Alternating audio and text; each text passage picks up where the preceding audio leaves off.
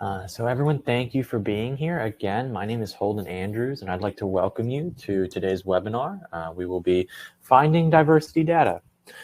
So today, our speakers are our CEO and Chief Economist, Chris Chmura, and our Client Relationship Manager, Anthony Marchetto. If you're new here, we generally start off our webinars with a little bit about us. So at Chmura, I should say, we provide labor market data and analysis so our clients can make informed decisions in order to help their communities and businesses thrive. Chmura was founded in 1998 by Christine, and there are two offices, one in Richmond and the other in Cleveland. We are economists, data scientists, statisticians, and business professionals who truly care about helping your community and your business grow. Two things that drive us, and you'll see a few more here in a minute, are client satisfaction and success. And then our first priority, both in customer service and data quality, is excellence. Our first pillar is that of excellence, which you can see on this slide. The other four things that guide us and our organizational ideals are thorough, accurate, and useful. These are what we strive to do and be every single day.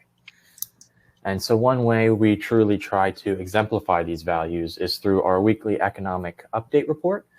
This is a report that we send out completely free once a week with the most up-to-date national data. If you would like to be on this, I will put a link in the chat. And then real quick before I pass things off to Chris, I just want to mention that the slides and the recording of today's webinar will be sent out either tomorrow or Friday. And then if you have any questions at all during Chris's section or Anthony's, put them in the chat. So again, thank you all for being here. Thanks, Holden. Just very quickly before we get started, I just wanted to let everyone know that after 2 years of being out from COVID, we're back to having our JobsEQ Summit and Users Conference in 2022. It will be October 9 through 13th, so save those dates. And we're all praying that we don't have a new variant at that time. It will be in Cleveland, Ohio at the Ritz-Carlton, and you may be thinking, I can't afford the Ritz-Carlton, but we got a very good price from them. At that time, you'll be able to talk to data experts, hear some workshops about people who use JobsEQ, or just get some information from high-level experts on what they see in the economy or in the workforce or education. And it's a time, too, to network with colleagues, friends, and Chmura folks. So if you have any additional questions on that, feel free to write to Holden, who could provide more information. And as we get our speakers together, we'll be sending out more information on that as well. So with that, a national overview first, and then we'll look at diversity data. From the national point of view, GDP has been fairly strong. We expect it to be strong for the next year and a half. And we've seen a lot of money coming in from the stimulus. That's very important because consumers make up about 70% of gross domestic product, but we've started to see savings decline. So we're not seeing as much help from the stimulus.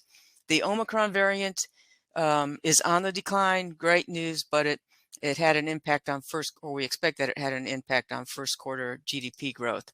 The job market remains very tight, and the participation rate, which has been low, has finally started to inch up. So we have some good news sprinkled in there. However, on the more negative side, inflation, remember the Fed had been saying it's transitory, it will just come down by the end of the year.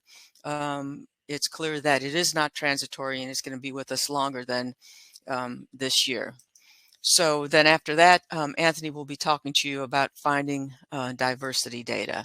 So on the national overview, the broadest indicator of economic activity is gross domestic product. You've seen this if you've been at our presentations before. So the Great Recession, here you can see it was long, but the last recession was sharp and deep, but short. So everywhere across the globe, a recession is defined as 2 quarterly declines in GDP. But here in the US, we have the National Bureau of Economic Research, and within it, a dating cycle committee who look at monthly data. GDP is quarterly, and they identify when the recession began and when it ended. In this case, they declared that the recession was from March to April, just 2 months long in 2020, but that straddled 2 quarters. So it was the first and second quarter of 2020. In terms of our forecast, you can see it here in red. We have the economy not growing as fast as it did in 2021. But anytime you see anything above 2.5% to 3%, that's very strong growth. So here you're looking at quarterly data, but in 2020, of course, when we were in recession, for the entire year, GDP was down 3.4%. For all of 2021, it rose 5.7%. Our forecast is for a rise of 3.8% in 2022 and a little bit less than that, 3.1 in 2023. So overall, still fairly good growth. Here, though, you can see that in the third quarter of last year, we saw a drop off in activity, and that was due to the Delta variant. So we're seeing the economy coming back with the virus going down in terms of the new cases.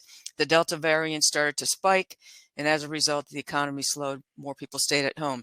Same thing in the first quarter that we're going through right now. We expect to see the Omicron variant have an impact on slowing growth in that quarter. But when we look again broadly at all the stimulus that has come into this economy, here you're looking at the 3 rounds of stimulus that provided over $850 billion in direct payments to taxpayers from the federal government. And here you see March 2020, the first round with the CARES Act, $1,200 per adult, $500 per child, and there are limits. If people made a certain amount of money, they didn't get any of the stimulus. Then in December 2020, we had another round of $600 per adult and per child. March 23 was the third round, $1,400 per adult and $1,400 per child. Now, what that means is if you're looking at two adults, 2 children, that family received $11,400 because of that impact from the stimulus, and that provided a temporary boost to our economy. And here you're now looking at personal savings going back to 2000. Here you see in gray recessions. So notice personal savings is typically below $1 trillion, but with the stimulus, it rose to almost $5 trillion, still pretty high at about $2.5 trillion, then popped back up to $4 trillion with some more stimulus. And now latest data is showing it still above $1 trillion. So still some of that stimulus is helping the economy, but not nearly as much as we saw over the previous 2 years. So that impact of helping the economy is going to start to wane. But when we look at the unemployment rate or the labor market, it's very tight. And here you can see the unemployment rate hit double digits, and it came down, it dipped just below 4%. The latest data show it at 4%. But this is very unusual. At this point of recovery, we still would expect the unemployment rate to be much higher. So there are more people working in this economy, and that's going to support growth. However, on the right-hand side, we see the participation rate. So this is the percentage of people who are either working or looking for work. Gray shows you recessions going all the way back to pre-1950. Women came into the labor force in the 1970s and 80s, and so that's why the participation rate was rising, as well as baby boomers coming in. And then you see it topped off around 67% and has inched down with people retiring. But then when we went into COVID, when we had the lockdown, it plummeted and it has come back up. And recently we've seen some pretty good increases, but we're still below the pre-pandemic peaks. So it fell from 63.3 to 62.2. And if you were in some of the previous webinars that we had, we talked about which age groups the female population was affected more than male, and which age groups were affected more. But in any case, it's still nearly 1 million workers below pre-pandemic, and some people think we're not going to get back to the pre-pandemic levels, and we'll give a couple of reasons for that on these next few slides. So here are great news.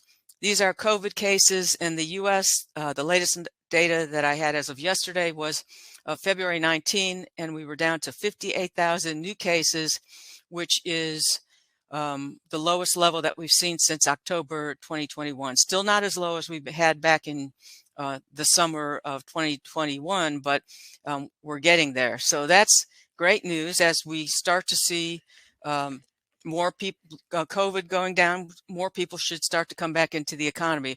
And here I use Worldometer to get this data. You can also drill down and look at it by state, as well as any country in the world. Now, there's another issue at hand here, and it's called long COVID. And in fact, we've now gotten to a point where we have a long COVID initiative. The next 3 slides I'm going to show you are from solvelongcovid.org, and specifically David Kotek with Cumberland Advisors gave a webinar a couple of days ago on this. So post-acute sequelae of COVID, PASC for short, has implications for the participation rate. So typically, or most frequently, there are prolonged symptoms that go with long COVID: persistent fatigue, brain fog, depleted energy, even after just a minimal amount of effort. So to give you a sense of how this has affected the economy, back in the fall of 2020, of course, there were no COVID clinics in the US. Now we're looking at, by the summer, we've got over 150 COVID clinics, where clinics are opening up to try to understand, what is this long COVID? Who gets it? Can we help these people? But it starts with COVID. You may have gotten cured and treated from it, but then later you develop symptoms of partial, temporary, or permanent disability. So the issue here is that there are some people who did get COVID who were fine before then, were working in the economy, but are now disabled and will be unable to work. In terms of an estimate of how many people can this be, and this is a very interesting website. I'd encourage you to go to it and click on it and look at the data here. But so they've got some estimates of how many people will have this long COVID. Here's the low estimates, the medium estimates, and high estimates, with the dark blue being just long COVID cases, the light blue, long COVID cases with 3 symptoms, and the green, which would be the most severe. I would guess that these would be people that end up on disability. So in terms of how many people can this affect, if we look between the long and the medium estimates for severe long COVID, it looks like it's about 5 million people. We've got about 153 million people employed in the US. So that 5 million people would be about 3% of the number employed. So this can have a continued impact on the economy.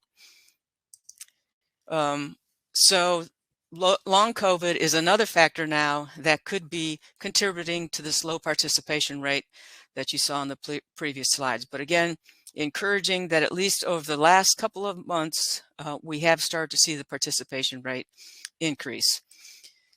So not only do we have people going out and starting to spend more, so businesses are trying to add people because their demand for their products or services are increasing, but we're now seeing a very high quit rate. So these data have only been collected since 2000. In gray are recessions. And notice that when we go through a recession, people don't quit their job because they're fearful that the new job that they go to, maybe that demand won't hold up for that business, or maybe it won't work out. And if it doesn't work out and you're in a recession, it's going to be hard to find another job. So you can see it really dipped during the COVID recession, and then it's really increased much beyond what we've seen in the past. So in November, 4.5 million people quit their jobs, and the quit rate was a record 3%.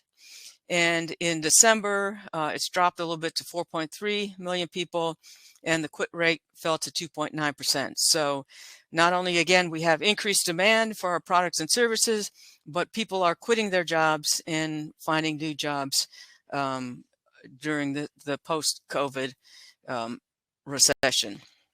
And on top of these other issues, we've got inflation complications. The economy, again, is picking back up. Employment is coming back. The participation rate is low. The labor market is very tight. And the inflation is increasing. So we're used to seeing the CPI, Consumer Price Index, to measure inflation. The latest number shows that it was up 7% from a year ago. But the number that the Fed looks at is this PCE, the Personal Consumption Expenditure Price Index. And the latest one for that will be out, I believe, on Friday. But the Fed likes the PCE because with the CPI, it's a basket of goods that changes maybe every couple of years or so. And so, for example, if the price of beef goes up and we shift to chicken, that only gets changed every couple of years. But with the PCE, that shift is accounted for right away in the data, because it looks at how people are spending their money and looks at price increases. So the basket of goods is changing every month. When we look at that one, inflation is only up 5%. I only say only 5%, but still, that's a very strong number. And given that it has continued to go up, despite the fact that some of the supply chain issues are going down, there's still many out there, but we still have this very tight labor market. And as a result, we are now starting to see wages going up. So this employment cost index includes wages and salaries as well as other compensation, up 5% from a year ago. And when you start to see wage gains for employees, when it becomes ingrained in the pay scales, then that's a situation where it's going to be harder for the Fed to get that back under control. So a little concern right now that the Fed is going to have to raise interest rates more than they had previously thought. And of course, if they're really wrong and they can't get inflation under control, they'll continue to raise interest rates. And what we've seen in the past is that we end up in a recession when the Fed has to raise rates way beyond expectations. So with that, I am going to stop sharing my screen, and we will let Anthony share his screen and talk about JobsEQ, and then I will answer any questions that you have after Anthony is finished. Thank you. Thank you, Chris. And can everyone see my screen as it shows now? I'm not seeing it, Anthony. Okay.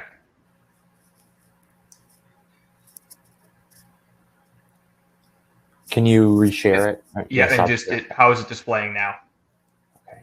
I'm still not seeing it. For those of you in the chat, could you see? You're seeing it, Teresa's seeing it. So we are having some people see it. Mm-hmm. Okay. Good. I will take the sample size and run with it. And I also see a lot of familiar names in here, so I appreciate you all. If you're first-time joiners, for joining us, or those who have been on webinars before, for rejoining. Today, as Krista just alluded to, we're going to highlight some diversity data that we find in JobsEQ.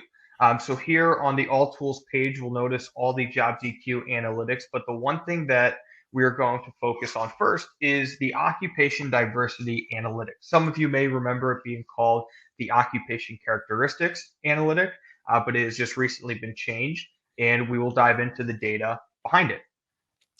So as we enter into the occupation diversity analytic, we're going to see a slew of demographic information that displays nicely here in a mix chart. We'll see things like age, educational attainment, race, ethnicity, gender, as well as educational training requirements. So a very nice, bright visual for you to compare any sort of region that you're looking at and specific occupations. Here we're viewing in the Cleveland Elyria MSA.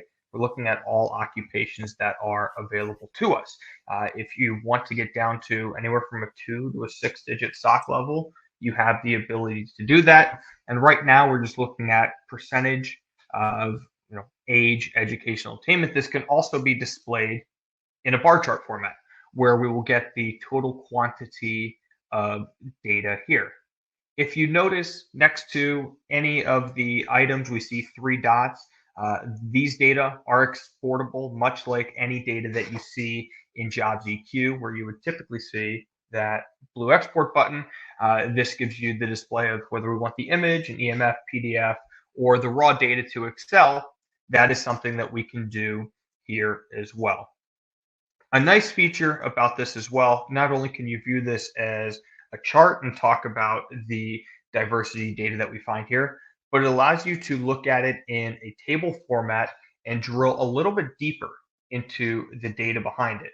So if we look at something like age in the Cleveland MSA and we use the 2-digit SOC code, we can run this example and now it breaks down the numbers, right? Providing us with management occupations. Here's 16 to 19 years, 20 to 24, and so on, with the average annual wages, that forecast comparison that you typically see in the occupation snapshot, as well as in unemployment rate. Should this want to be viewed as a percentage, that is an ability that you have as well, much like we were viewing on the mix chart previously. If you want to look at different categories of data, something that I think is exceptionally unique about this, we can look at educational attainment. We can take this down to a 6-digit level, and let's see, we'll use registered nurses as an example. We can run that as such and focus on a specific occupation should we need. Or let's say we want healthcare overall at the 6-digit level, and we can compare one set of occupations, or if you need to create any sort of custom occupation groups, that is all up for grabs, much like you're familiar with in JobsEQ, to compare any sort of data notes and understanding there. We can also look at a race category here and understand the race makeup of a specific occupation. And as we start to move along through the occupation diversity analytic, one thing that we sort of notice here, it has a good makeup, much like the occupation profile. So for those familiar with the occupation profile, each 6-digit SOC code in JobsEQ will have an occupation profile that we can view. And there's a lot of good data points and key features in there, rather than extracting that occupation profile. Should you want to build any custom or internal reporting, you can export key data pieces here through the occupation diversity analytic. Ethnicity, gender, education, and training requirements is a nice one as well. And what is great about this is we can also see the forecasted growth, the typical entry-level education requirements. If there's any previous work experience, we can show additional details. So let me go to something like a production occupation.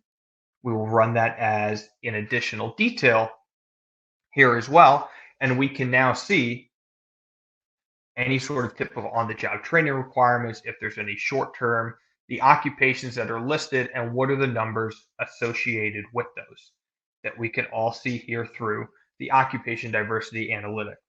Another big factor or data point that we can look at is the underemployment data here. So one spot to find this is in the occupation diversity analytic. And when we talk about the underemployment data, these are going to be jobs identified by the New York Fed. The New York Fed will say these are non-college jobs, is what will be displayed here as well. And what do we mean by the underemployed? They have a bachelor's degree, but they work in an occupation that does not require such a degree. So that is where we will get this number from. And so we'll see, a few occupations, and depending on the SOC code that you're looking at, there might only be a handful of occupations that display, or in a production occupation, in this case, we're going to see a long list of them.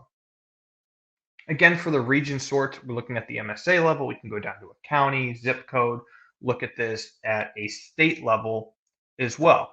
Now, as we talk about the region filters here, one nice display about the occupation diversity analytic, if you find yourself in the comparison aspect of saying, how do we stack up to regions in our area? Maybe I want to look at Toledo, the Toledo MSA as an example, and that's a comparison, and we need to expand the region access.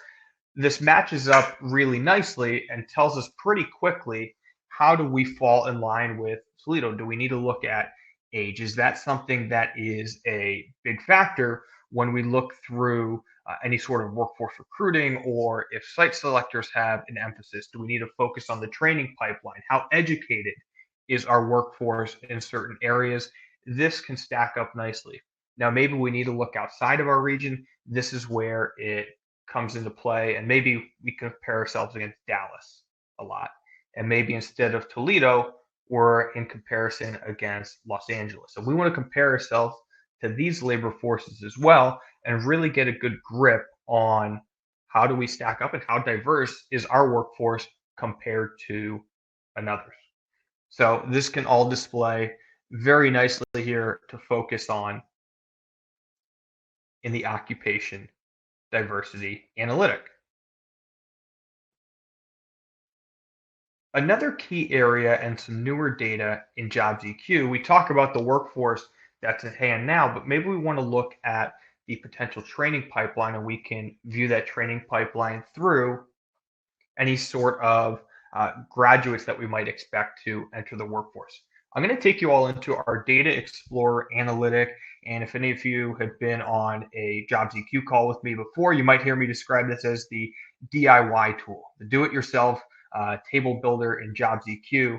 We can flip this to a variety of data sets. We're going to focus on education here.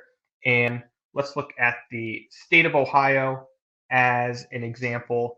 We are going to add in some race and ethnicity data here as well. I'm going to add all characteristics, and we can now look at some IPEDS data to see how diverse are the graduates in our state. So we can run these data. We can look at the percent change in awards over a period of time as well. And the nice thing that we can do too, we can look at the specific program. So matching up those SIF codes, if we use the nursing example, nurse practice, let me go to registered nursing just to keep it consistent. We can add that in as well and see, okay, what is the relationship between total and all programs or one specific program, to really understand how diverse is our training pipeline that we want to define it here as well. Nice thing about the Data Explorer analytic, you have the ability to export these data should you want, but also display in a variety of formats, a bar chart, and if available, right, you will see these charts and columns highlight in accordance. So we can compare ourselves in certain notes here. We can take out anything. Maybe we just want to focus on registered nursing. We can go ahead and do that as well. Holden, I will kick it back to you. That is just a quick snapshot on the diversity data that we can see in JobsEQ. Thank you, Anthony. We do have a question from Tiffany Osborne. It is at the top of the chat. I don't know if you or Chris would like to answer that, but it's there. Question from Tiffany. Interesting. How will that be impacted or adapted to accommodate changes such as employers removing the BA requirement, substituting experience?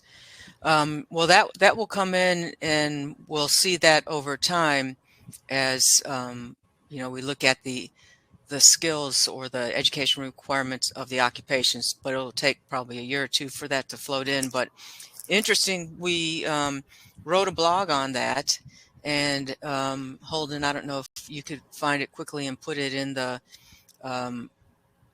chat here, but we looked at our real-time information, the job postings, and looked at it over time. We held it steady in terms of the occupations so that we wouldn't just, be seeing a change in occupations impacting, but looking at all occupations, holding them steady over time. There's a little bit of a downward drift, but I would say it's not significant in terms of those occupations that are not requiring a BS degree. However, if you break it out by occupation, it varies greatly. And one that I recall is not babysitters, but I don't know, I can't think of the exact title, but the individual staying at your home to watch your kids, that has really decreased in terms of the percentage that need a bachelor's degree. So I would encourage you to go to our blogs if you're interested in that subject. And nannies, thank you, Ellie. Nannies have seen a big decrease in the percentage of ads that are requiring a BS degree or higher. Hey, Chris, do we anticipate that this impacts the underemployed data or how the New York Fed will change their definition at all?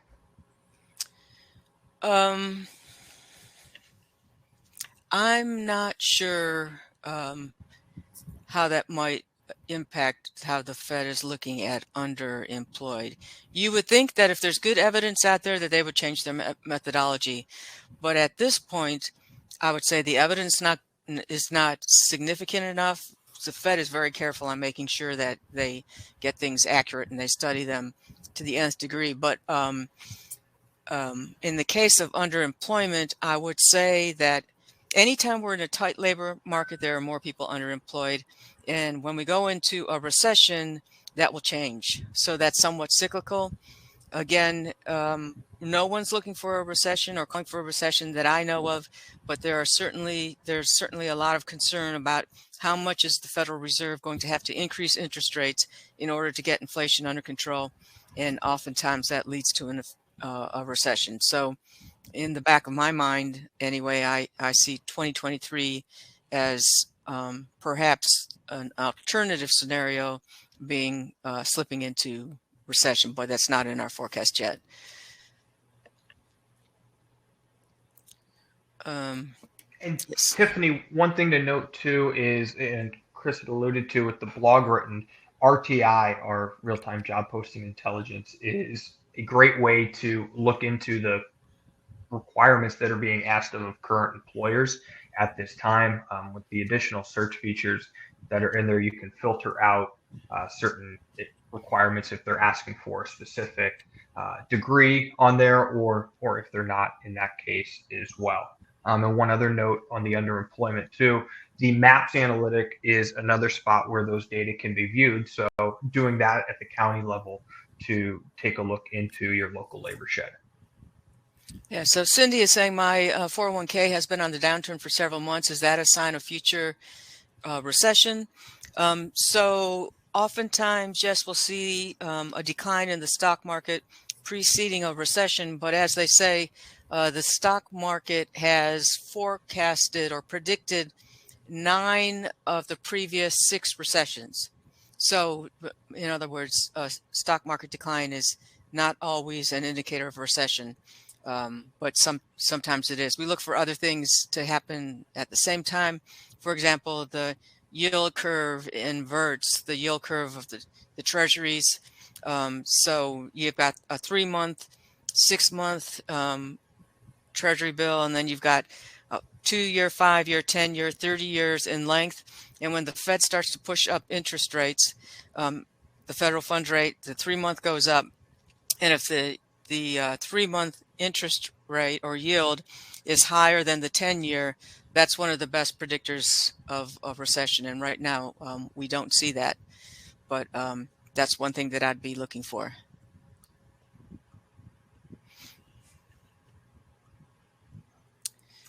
Okay, it may be the afternoon hour. That's not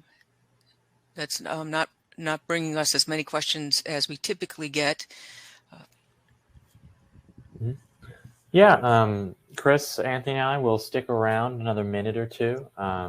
Just if there are any further questions, either on the diversity data that Anthony showed or Chris's presentation? Oh, I see we have one from Christina Danis. Any suggestions for examining the relationship between job diversity and the rise of AI automation? Job diversity and AI automation. So, so AI automation, well, first of all, we can link this back to inflation. So when you're having inflation and wages are going up and you're having a hard time finding workers, we see more automation. So automation would be things, for example, Amazon having the automatic checkout, or when you're ordering your meal now at a restaurant, you just use your phone and just put in what you want. You don't have a waitress or waiter coming to help you. So that if that hits lower skilled workers, then certainly the job diversity, depending on how diverse that occupation is to begin with, that's going to cause some issues about diversity. But I think in terms of having a more diverse workforce, the real answer to that is having a more educated workforce, because it's the type of jobs or occupations that can be done from home are those typically that require a 2-year degree or higher. So education would be very important in terms of creating more diversity in a region. All right. Well, thank you, Chris. Again, we will be on for another minute or two just to see. We have another question. Thank you all.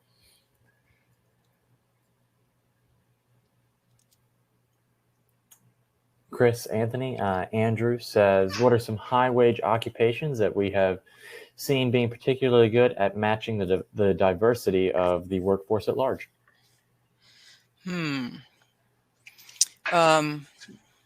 That, I don't know if you know any off the top of your head, Anthony, but it's a good question, and it will vary greatly by region. So that's got to be a regional question, because if we look at, and maybe you can jump back on and do this, Anthony, if you show JobsEQ and pull up computer operators and show it, computer and math, that's good. And then, show that group that you currently have. And let's look at the bar charts. So let's see. And I just want to take a quick example of a couple high wage. Look, software developers is a good one, just to give ourselves put an eye on. And that's what I would match the occupation. If this question were asked to me, Andrew, in real time, this is exactly what I would go and do to the wage. And let's break this down as well and see in the table format. And we can look at the diversity in a few different areas here as well. Yeah, one that I found interesting is race. And if you could show it as a percentage with the bars, it would really pop out. Okay, let's go back, because I know here we have the average annual wages. So I'll go back to the chart and rerun that. And if you could show it as race, and then add in San Francisco and maybe Miami.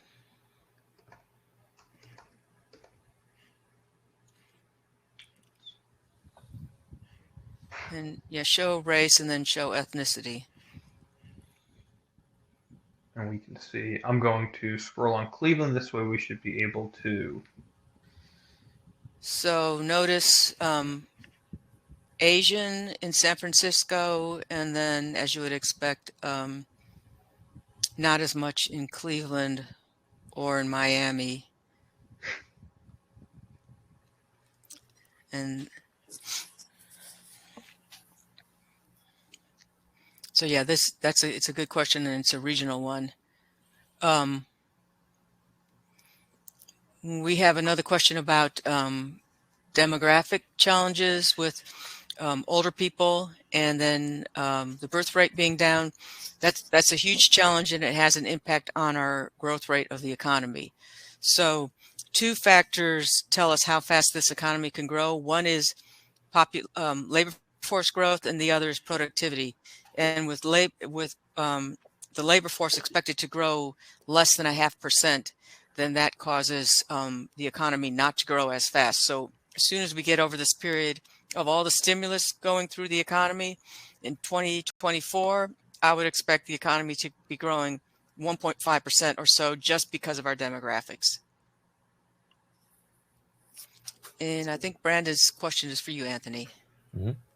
And let me take a look at it. Is there a way to extract the PDF chart, run of diversity data? If you can find table, extract the PDF chart. Yes, let's go back to that and highlight simply right here on the 3-dot bar. The PDF option will display as well. And the same will go, and we can do so, right, should we want, and put in a display format. If we remove the other location comparisons here, we will go ahead and be able to do so in the table format, or I'm sorry, the bar chart format as well. If I rerun this and have that display at the top, this can be exported to a PDF as well.